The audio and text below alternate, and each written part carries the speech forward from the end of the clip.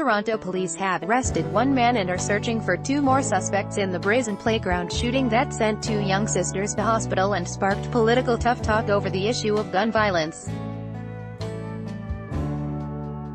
Markham resident Sheldon Uria, 21, was charged Friday with 7 offenses, including 2 counts of attempted murder. He was denied bail and will appear in court again Thursday. Sheldon Uria was arrested Friday in connection with the shooting. Toronto Police Service: 2 sisters were shot after a suspect opened fire on a Scarborough playground at Alton Towers Circle, in the area of the McCowan Road and McNichol Avenue. Rick Madanick, Toronto Star: Uria was arrested in Pickering. He also faces 2 counts of aggravated assault, discharging a firearm, possession of cocaine for the purposes of trafficking and possession of the proceeds of a crime, police said Saturday. The victims, sisters who are 5 and 9, are recovering from gun wounds to the stomach and ankle at Sick Kids Hospital. Their parents asked for privacy Saturday, issuing a press release through a hospital spokesperson. "We wish to send our thanks to the entire community for the outpouring of support during this crisis. The response has been overwhelming and we can't express our gratitude enough," the statement read. Article continued below. A very special thanks to the police officers and staff at 42 Division, Toronto Chief of Police Mark Saunders and Mayor John Tory for their tireless efforts and for working round the clock. At this time the focus is on recovery of the girls. We ask that you keep them in your prayers for a speedy recovery. Read more.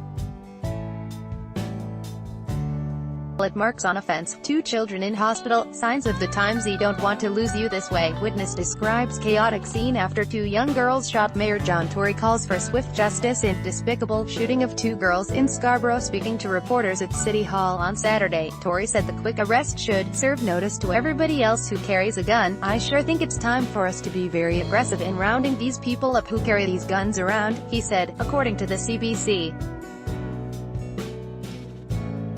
"You are not going to terrorize this city, and you are not going to engage in this kind of antisocial, unacceptable behavior." Article continued below. The girls were 2 of 11 children at the playground in Scarborough's Alton Towers community when at least 7 shots were fired Thursday about 5 p.m. Police said a man who was also at the playground was the intended target and that the gunman arrived by car, but walked to the playground and opened fire before fleeing. Just hours after the shooting, the crime became political, with Toronto Police Association head Mike McCormick lashing out at Tory and Saunders over the issue of resources. "I don't want to be saying any more. Oh, our hearts and prayers are with the victims," he told the Star on Friday. "When will those 200 officers be on the street? That's the question." McCormick was referring to 200 officers who are slated to be hired this year.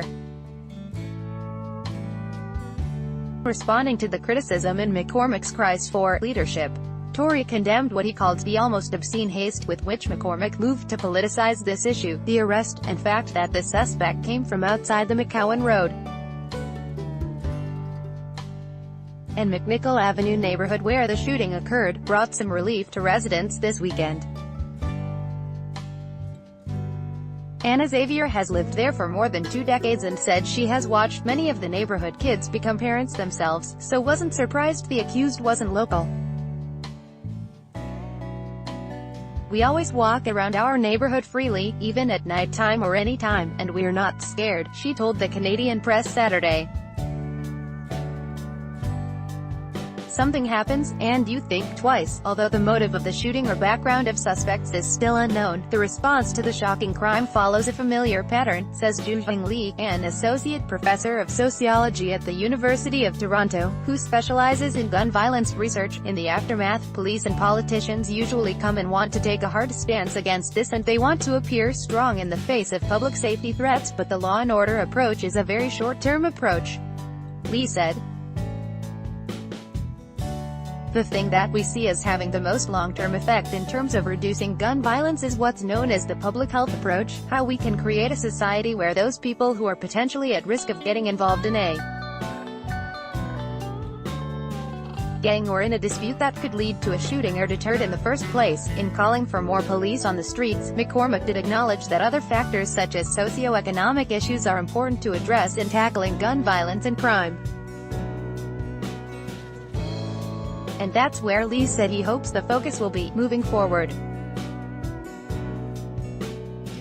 I would be looking for leaders to, on one hand, condemn this kind of violence, but to also say these kinds of shootings reveal the necessity of governments to make a firm commitment to funding education in at-risk neighborhoods or other safety nets, like affordable housing, health care, creating more mentoring opportunities, he said. It would involve a much more creative long-term approach, not one that is simply about let's just arrest people and get more police out there.